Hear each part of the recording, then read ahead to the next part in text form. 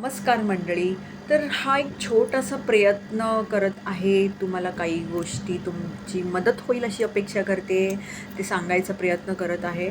तर मंडळी, तुम्हाला पण बऱ्याच जणांना कदाचित ठाऊक असेल, जर तुम्ही काही असं जागृत असे आध्यात्मिक लोकांना जर तुम्ही सोशल मीडियावर फॉलो करत असाल, त्यांचे व्हिडिओज बघत असाल, तर असं बरेच जण म्हणत आहेत की 2025 ते 2031 पर्यंत एक विनाशकाळ सुरू होणार आहे आणि खूप काही ना काहीतरी नुकसान जगभर व्हायला सुरुवात होणार आहे.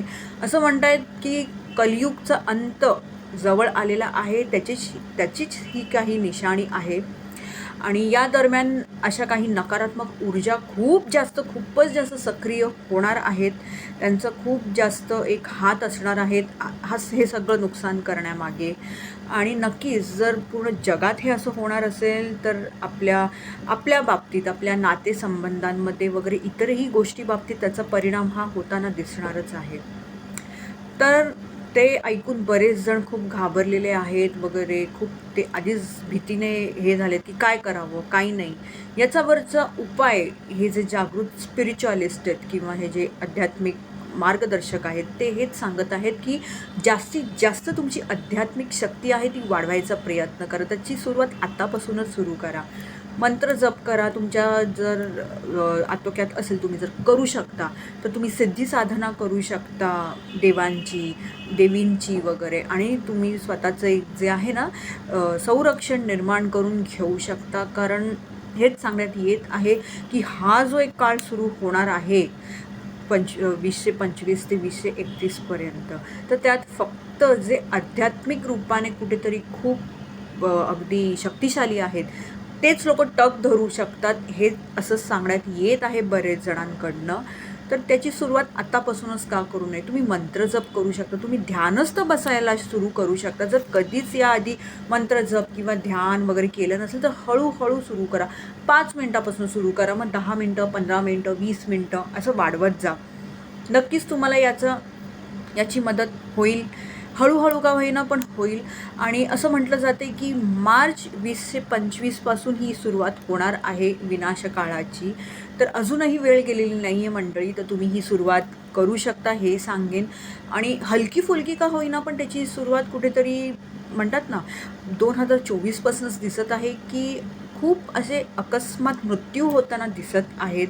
कुठेतरी हा जो कोरोना होऊन गेला, तो सुद्धा त्याचाच एक भाग होता. हळूहळू सगळं सुरू होताना दिसत आहे. पण कुठेतरी त्याचा अतिरेक 2025 पासून सुरू होणार आहे. तर त्याची सुरुवात आत्तापासूनच का नको करायला? अर्थात ही विनंती करेन की कृपया घाबरून जाऊ नका. घाबरल्याने काहीच होणार नाही. त्यापेक्षा शांत बसून यावरती तोडगा काय निघू शकतो, तोडगा काय तुम्ही काढू शकता, याचा विचार करा, हेच सांगेन. आणि खरंच माझं तुम्हाला घाबरवायचा अजिबात हेतू नाही आहे, हे लक्षात घ्या. तर कुठेतरी मला खूप असं वाटत होतं याच्यावरती एक व्हिडिओ बनवावी, म्हणून ही एक छोटीशी व्हिडिओ बनवायचा प्रयत्न केला आहे की आतापासूनच तुमची आध्यात्मिक शक्ती वाढवायचा प्रयत्न करा, हे सांगेन. जमलं तर कुठेतरी स्वतःचे कर्म चांगले ठेवायचा प्रयत्न करा, हे सांगेन. जे आध्यात्मिक कार्यांमध्ये आधीच इन्वॉल्ड आहेत अशी लोकं, कृपया काही गोष्टींच्या बाबतीत तुमचे कर्म चांगले ठेवायचा प्रयत्न करा. उगाचच लबाडी किंवा असं काहीतरी डावपेच वगैरे हे असले प्रकार करू नका. कारण खरंच त्याचं तुम्हाला खूप कर्म लागू शकतं. तर या गोष्टीचंही भान ठेवा. असंही म्हटलं जातं की कुठेतरी नॉनव्हेज खाल्ल्यामुळे सुद्धा तुमची आध्यात्मिक जी एक शक्ती असते ती कुठेतरी कमी होते, कुठेतरी लूज पडते. ऑरा, तुमचं व्हायब्रेशन फ्रिक्वेन्सी त्याच्यावर खूप परिणाम होतो. तर तुमच्या हातात असेल तर तेही थोडं खाणं कमी करा, हे सांगेन. म्हणजे जर तुम्हाला ते जमत असेल तर. अर्थात बळजबरी कोणावरच नाही आहे कुठल्याही गोष्टीची, पण काही गोष्टी ह्या तुम्ही पाळू शकता. आणि कुठल्याही प्रकारच्या उगाच नकारात्मकतेमध्ये जायचा प्रयत्न करू नका. अननेसेसरी ड्रामा म्हणतात ना, त्याच्यात जायचा प्रयत्न करू नका. तुम्ही सामील उगाच होऊ नका तुमचा संबंध नसताना. जिथे काही गोष्टी टाळता येऊ शकतात ते टाळायचा प्रयत्न करा. जिथे शांत राहता येईल शांत राहायचा प्रयत्न करा. खरंच जिथे खूप अतिरेक होत असेल तिथे तुम्ही नक्कीच बोला. मीही हे करणार नाही. मी स्वतः माणूस आहे. मी स्वतः हे अनुभवलेलं आहे, अनुभवते. तर मी सांगू शकते. पण जिथे शक्य आहे तिथे खरंच काही गोष्टी टाळा, ज्याच्यामुळे नकारात्मकता पसरू शकते. तुमचे घरच्यांशी जे संबंध आहेत वगैरे त्यांच्याशी जरा संबंध नीट ठेवायचा प्रयत्न करा. कारण असंही व्हायची खूप शक्यता आहे की घरच्यांसोबत, नातेवाईकांसोबत भांडणं वगैरे वगैरे खूप व्हायची शक्यता आहेत. तर या दरम्यान तुम्ही घरच्यांना एकमेकांना तुम्ही धरून ठेवायचा प्रयत्न करा. म्हणजे तुमचे जे परिवार आहे त्यांना तरी निदान नीट धरून ठेवायचा प्रयत्न करा.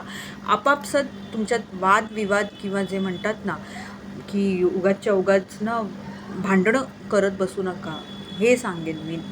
तर या काही गोष्टी तुम्ही ध्यानीमनी ठेवून जर वागलात तर नक्कीच याचा चांगला परिणाम होऊ शकतो. तुम्ही या कठीण काळातून, या परिस्थितीतूनही अगदी सकारात्मकतेने बाहेर पडू शकता. पण कुठेतरी हे सांगेन की सोबत तुमच्या सगळ्यांच्या सोबत ना एक दैवी शक्ती सोबत ठेवा. त्याचं आतापासूनच एक चिंतन करायला सुरुवात करा, हे सांगेन मी. धन्यवाद.